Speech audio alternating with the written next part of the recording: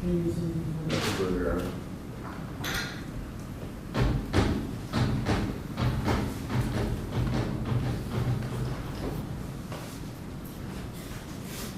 I'm very sorry to be here today for this event.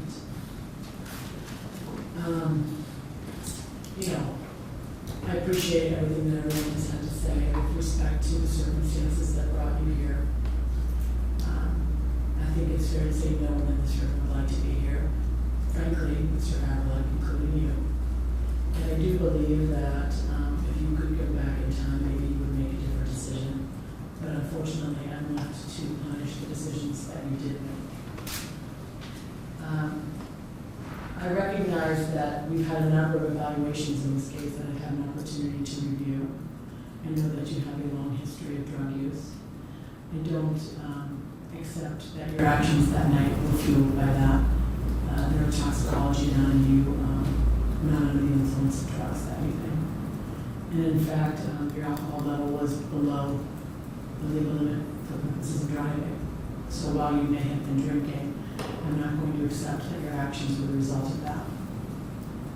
I do accept the fact that you were in a car accident earlier that day, and no one knows the effect of the impact of that collision. But we did have evaluations done, and you were deemed competent to participate and assist in your own defense. And I know that you did have a number of diagnoses, and you have some mental health concerns. And I have a lot of sympathy for that. And I don't think you'll find someone who has more sympathy for individuals who struggle with a history of drug and alcohol addiction. But there are consequences to conduct. That's my job. And while Ms. Kunkel and you have had a person write a letter on your behalf, your sister, have told me all about who you are as a human being, my job is not to judge you as a human being. My job is not, with all due respect, to Chief Delsander to send any kind of message, although it would be very easy for me to do. My job is to honestly apply the law and address the conduct that you displayed that night. And it was awful conduct. You had every opportunity to walk back your plan over a long period of time.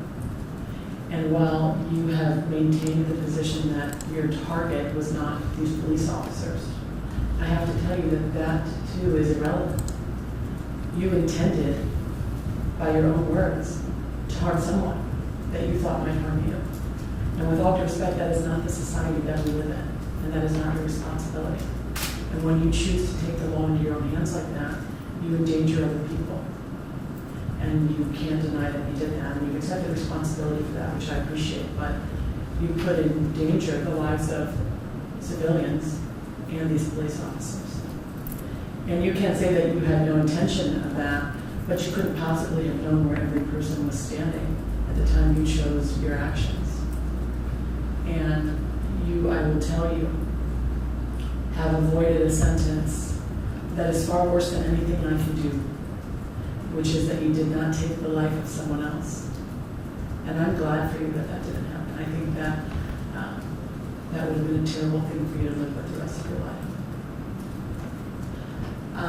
I also will note that although you have accepted responsibility and have pled guilty to 2 counts of attempted murder and 2 firearm specifications, you have avoided a potential conviction of a number of different offenses. And you and I know, and everyone in this room knows, that your sentence could have been significantly worse. The parties have no agreement about your sentence today, nor have I ever given you any assurance one way or the other. I have only promised to follow the law and to apply the sentencing factors I am required to apply to judge your conduct. The sentencing statutes are a creature of the legislature, and I have to consider certain factors. One of them is, how serious was your conduct? It was extremely serious. I don't think I need to elaborate on that. You put a number of people's lives at risk, and while you, and I don't know that you would say this, but while some may say, well, this is their job, I don't accept that. They do not, these police officers and certainly the civilians do not deserve to feel that their lives are in danger just by going to work. Now, having said that, again, I appreciate that you've accepted responsibility for that, That does not diminish the fact that your conduct was extremely serious. And although Attorney Reeves, you've indicated that no harm was caused, I disagree. These victims suffered serious psychological harm. Mr. Bray has detailed that for the court. Chief D'Alessandro, on behalf of his department, has detailed that for the court. That is something that causes trauma in people for years to come. And in fact, Mr. Bray identified that for the court, his sleepless nights and the harm that's caused him from having to live through an incident like that, particularly with his young child. So I won't continue to belabor the seriousness of the offense, but it is very serious. The other factor I'm required to consider, amongst others, is recidivism. In other words, are you likely to do this again?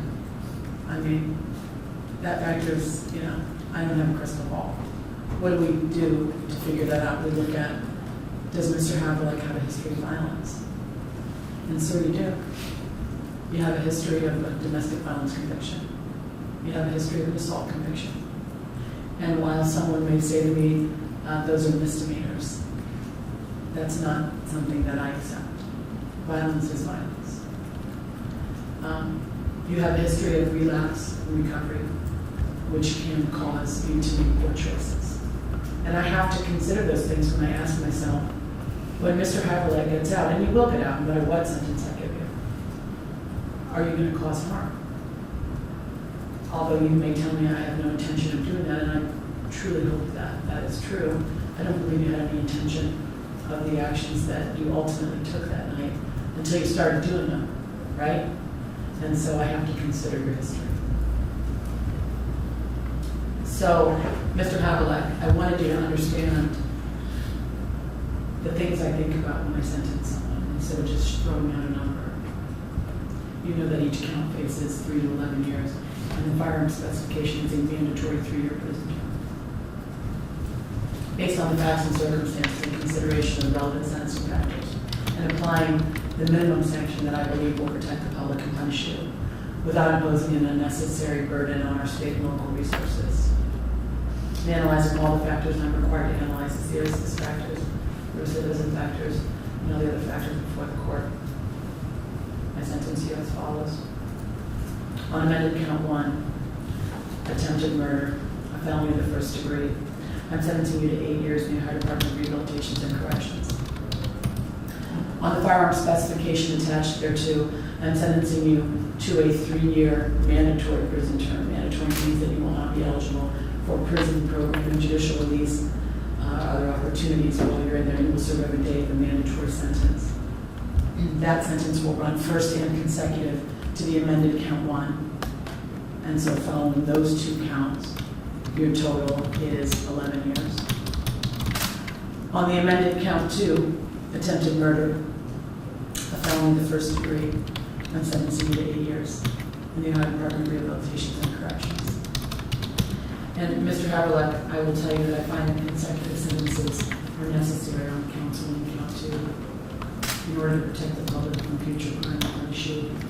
I don't believe, for the reasons that have been stated, that it's disproportionate to your conduct. And I believe that, frankly, the harm caused by you was so great or unusual that no single prison term for any of the offenses committed will adequately reflect the seriousness of your conduct. And I've already indicated to you that I think your criminal history plays a role in that. And so that means that count 1 and count 2 consecutively run is 16 years, plus a 3-year consecutive first prison term for the firearm specification attached to count 1, a total of 19 years. I will tell you that amended count 2 has a firearm specification as well. I'm sentencing you to 3 years on that count, although that count merges with the first count as agreed to by the parties. That means that your total prison term serves 19 years in prison, 3 of which are mandatory and will run first and consecutive. Upon your release from prison, we discussed at the time that you pled, you will be subject to post-release control for a mandatory period of 5 years. You'll be subject to supervision by the adult parole authority. That's if you serve every day of the 19 years and you don't get out early and you get out from the prison system, then parole will supervise you. And parole can send you back to prison for up to half of your prison term for the accumulation of all your violations with them. course, if you get out on judicial release, for which I've made you no promises, you understand that you would then be subject to supervision by the court. I want you to also understand that if you're on post-release control and you pick up a new felony, your sentencing judge on that new felony can add on to your sentence an additional consecutive prison term of 1 year or whatever time remains left on your parole supervision, whichever is greater, as a maximum. So I want to make sure that that's clear on the record. You cannot use drugs or alcohol when you're in prison. It will be readily available, unfortunately. And you need to understand that that will be something that you can be tested for while you're in prison. You are legally entitled to jail time credit, although it will not apply to your mandatory time. It will apply to your overall sentence, and it will be calculated and added to the journal entry in your case. And actually, my understanding is that for purposes of the pre-sentence investigation, that jail time credit days in custody have been calculated as 703 days as of today. Finally, there's really no point in imposing any kind of fine or court costs. You're going to prison for a significant period of time, so the court will refund. I believe no restitution has been requested. Certainly, if at any time you seek judicial release, restitution is permitted to be revisited under the terms and conditions of any court supervision, as well as court costs and fines and fees. Anything further from the parties? Not on behalf of the state, Your Honor. Attorney Pleas? Nothing, Your Honor. Weapons? Oh, Is there a weapon to be forfeited or destroyed or used for law enforcement? yes, Your Honor, I did talk with the Norton Police Department, and they did want me to request to see if the 6-hour weapon that I have in the courtroom could be forfeited, that they can use for training purposes, and then the rest would be destroyed by court order. Do you have the serial numbers? If you provide those to Polly. Yeah, we will. The weapons that were at issue in this case that have been seized by law enforcement are hereby ordered forfeited, provided to law enforcement for any other use or destruction. Mr. Havrilek, I do sincerely hope that you use your time in prison well, and that when you get out, you can enjoy what time you have with your family. Good luck to you, sir. Thank you. Thank you, Judge.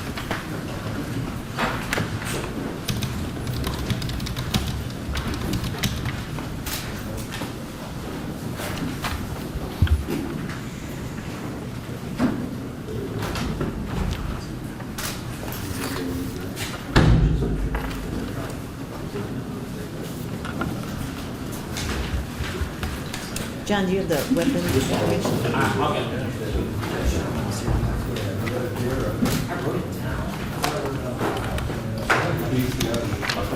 wrote it down.